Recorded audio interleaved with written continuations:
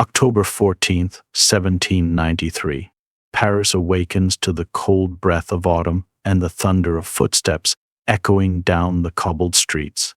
Outside the Palace of Justice, crowds are already gathering, some shouting for justice, others for blood. The city is no longer silent. It watches. It waits. Inside the courtroom, a 37-year-old woman sits alone. She wears a plain black dress and a white bonnet that does little to hide her graying hair and sunken cheeks. She looks older than her years. Prison has done its work. Her hands tremble slightly in her lap, but her back remains straight. She will not bow again. The name Marie Antoinette no longer commands reverence. To the revolutionary court, she is simply the widow Capet. Today she is on trial not only for what she has done, but for what she represents. The charges are clear: treason, conspiracy, corruption. And yet, before she became the most hated woman in Paris, she was a young girl from Vienna, Austrian Archduchess, sent to marry a king. To understand how it ends, we must first understand how it began.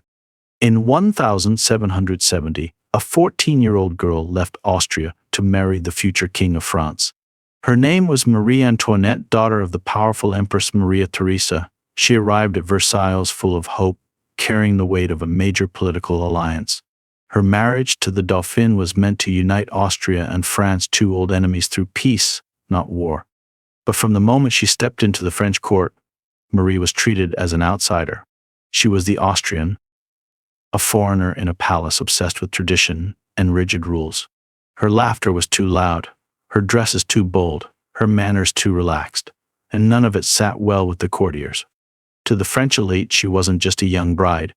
She was a symbol of Austria, and that meant suspicion. No matter what she did, she would never fully belong. Behind the glittering walls of Versailles, behind the layers of silk and powdered wigs, was a teenage girl trying to find her place in a world that didn't want her. In 1774, at just 19 years old, Marie Antoinette became Queen of France. But along with the crown came a kingdom in crisis. France was bankrupt, brought to its knees by wars, corruption, and years of mismanagement. The people were starving, crushed by rising taxes. Meanwhile, the nobles lived in luxury, untouched and untaxed. But Marie seemed blind to it all. At Versailles, she embraced the extravagant life. She spent lavishly on gowns, diamonds, and constant parties. One of her most infamous indulgences was the Petit Trianon, a private retreat where she dressed as a shepherdess and played a peasant life. To the starving people of France, it was a cruel joke. Her spending didn't go unnoticed. Soon, she was nicknamed Madame Deficit. Revolutionary pamphlets mocked her, accusing her of wasting the nation's wealth. Many stories were false, wild tales of affairs and secret power over the king, but they stuck. The public wanted someone to blame, and the young queen became the perfect target. Then came the diamond necklace scandal.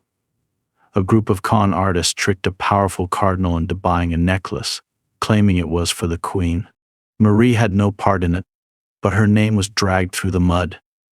Even after being proven innocent, the damage was irreversible. From that moment on, she was seen not just as a queen, but a criminal. In 1789, the storm of revolution swept through France, and with it, the fate of Marie Antoinette and the royal family was sealed. For years, the French people had grown tired of the widening chasm between the monarchy and the masses. The opulence of Versailles clashed violently with the hunger and poverty of the streets, and Marie Antoinette, more than any other figure, would become the ultimate target.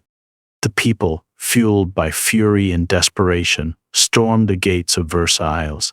On October 5, 1789, thousands of women marched from Paris to the palace demanding bread and justice. The next day, they broke in, threatening the queen's life. Fearing for their safety, King Louis XVI, Marie Antoinette, and their children were forced to leave their golden sanctuary and move to Paris. Versailles, the glittering symbol of royal privilege, was left behind. The royal family was relocated to the Tuileries Palace in the heart of the capital. Though grand in appearance, the palace was surrounded by guards and revolutionary soldiers. Every movement was watched, every word monitored. Marie Antoinette, once known for her charm and elegance, now found herself locked in a gilded cage. Despite the mounting danger, she did not remain passive. Desperate to save her family and restore the monarchy, she reached out to foreign powers in secret. Through coded letters and trusted couriers, she communicated with her brother, Emperor Leopold II of Austria. She pleaded for help, an army, an intervention, anything that might halt the revolutionary tide.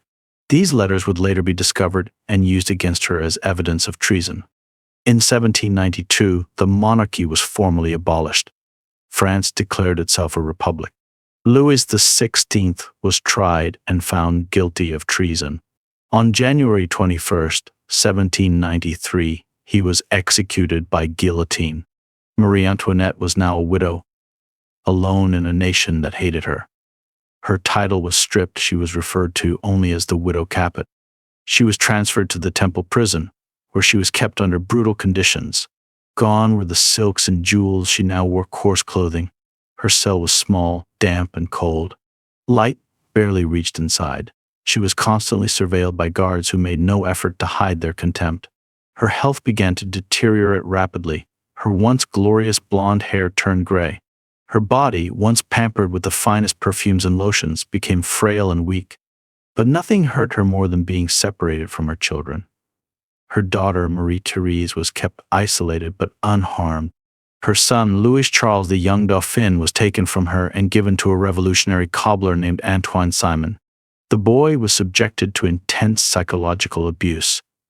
He was told that his parents were criminals and forced to sign false confessions, including the accusation that his mother had molested him. It was a monstrous lie, yet it was used to stain Marie Antoinette's character even further. Despite everything, she maintained her composure. Witnesses said she held her head high, even when broken inside. She spent her days in silence, writing letters and praying. The guards called her cold, but those who knew her understood that it was strength, not apathy, that allowed her to endure. Her trial began on October 12, 1793, at the Revolutionary Tribunal in Paris. It was never meant to be fair. The judges were chosen for their loyalty to the revolution, and the public prosecutor, Antoine Fouquier-Tinville, was known for his ruthlessness. The courtroom was filled with angry spectators, including the infamous tricoteuses, women who knitted while watching executions. The charges were many and severe: treason, depleting the national treasury, conspiring with foreign powers, corrupting her son. The so-called evidence included distorted facts, rumors, and outright fabrications. When the accusation about her son was read aloud, Marie Antoinette responded with a single, unforgettable line: "If I have not replied, it is because nature itself refuses to respond to such a charge brought against a mother." Her voice was steady, but the crowd was deaf to her words. They booed. They shouted. She was no longer a person, she was a symbol of everything they despised. Despite the cruelty of the trial, Marie Antoinette defended herself with dignity. She denied the charges calmly. But the verdict had already been written before the trial began. On October 15th, she was found guilty of high treason and sentenced to death. The next morning, at 11 a.m., the executioner arrived at her cell in the Conciergerie. It was the final humiliation. She was denied even the dignity of choosing her clothes. Forced to wear a plain white dress, her hair was cut, and her hands were bound behind her back. The cart ride to the Place de la Révolution took 45 agonizing minutes. Unlike her husband, who had traveled in a closed carriage, she was paraded through the streets in an open cart. The crowd jeered. Some threw garbage. Others shouted obscenities. Marie Antoinette sat upright, her gaze unwavering. She refused to show fear. At the scaffold, she accidentally stepped on the executioner's foot. Her final words were, "Pardon me, sir. I did not do it on purpose." Even in her final moments, she held on to the manners she had learned as a child of the Austrian court. At 12:15 p.m., the blade of the guillotine fell. Her head dropped into the basket, and the crowd erupted. Cheers filled the air. Blood-stained handkerchiefs were raised like trophies. Marie Antoinette, once the most glamorous woman in Europe, was gone. Marie Antoinette's death didn't bring the peace the revolutionaries expected. Instead, it signaled the start of the French Revolution's most brutal chapter, the Reign of Terror. Within months, the guillotine claimed thousands more lives, many of them revolutionaries who had once demanded the Queen's execution. The revolution began to consume itself. Among its final victims was Maximilien Robespierre, the very man who orchestrated the terror. He was executed less than a year after Marie Antoinette. All of Europe watched in shock. The execution of a queen was extraordinary, but what horrified many was the trial itself, a rushed, vengeful spectacle with little concern for truth. Even nations that had once sympathized with the revolution recoiled. Marie Antoinette, once despised as a foreign queen, became a symbol of injustice. Her death helped unite Europe's monarchies into coalitions that would fight the French Republic for the next 20 years. Over time, the world began to see her differently. Historians today portray Marie Antoinette not as a villain, but as a victim of her time. Her lavish lifestyle, though undeniable, was typical of 18th century royalty. She wasn't personally responsible for France's economic collapse. Her supposed political crimes were more desperate acts to protect her family than true betrayals. She was a foreigner in a hostile court, a young queen navigating impossible expectations. Her story became one of tragic transformation from Austrian archduchess to France's doomed queen. Her execution is now seen as a warning about what happens when justice is drowned by politics.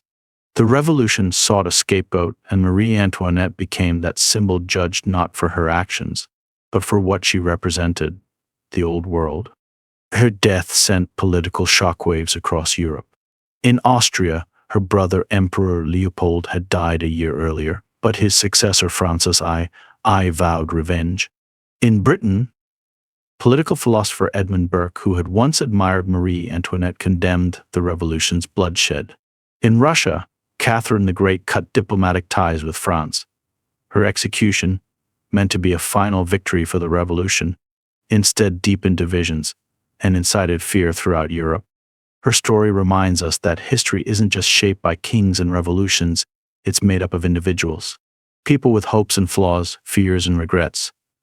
Marie Antoinette was not the villain painted by revolutionary propaganda, nor was she a perfect victim. She was human. And that's what makes her story endure. Her story is a warning and a reminder. When political passion overtakes fairness, anyone can fall. Marie Antoinette's death marked the end of an era, the twilight of monarchies that ruled by divine right, of noble courts and absolute power. A new age had begun, one of republicanism, revolution, and reform, but also one of violence, upheaval, and fear. Today, more than 2 centuries later, her trial remains one of history's most powerful examples of justice lost to ideology. She wasn't executed for what she did, but for what she symbolized. And in that, her story continues to echo through the centuries. Marie Antoinette, queen, prisoner, mother, woman, paid the ultimate price for being born into power at the wrong moment in history.